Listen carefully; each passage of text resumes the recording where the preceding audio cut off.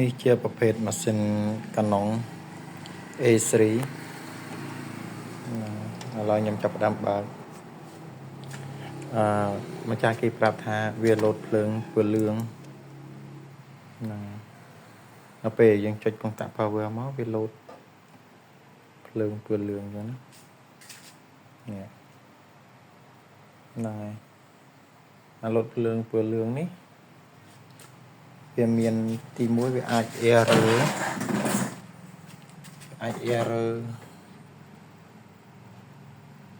ដូចជាកង់ដូចជាជើបกระดาษជើបអីចឹងណាតែយើងចង់ដឹងថាវា error អ្វីពិតប្រាកដយើងចូលកុំព្យូទ័រមក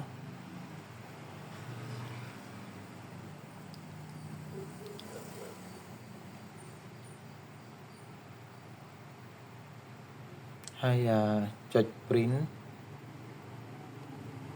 ចង់ដឹងថាភ្លើងពន្លឿងលោតនឹងerror អ្វីប្រកបតែយើងចូលកុំព្យូទ័រហើយមើល message អញ្ចឹងណាបងពេលខ្លះវា error ខូចហេតុក៏ថាបានដែរកណ្ណុង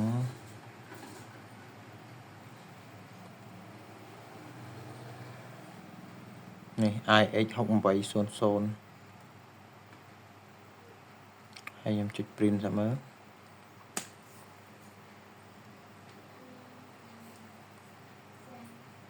ចុច print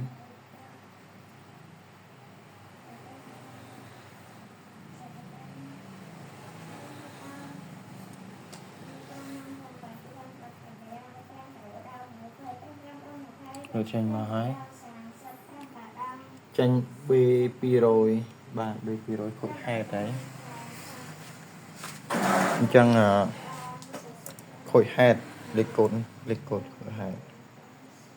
ណាលើភ្លើងឆ្លាស់គ្នា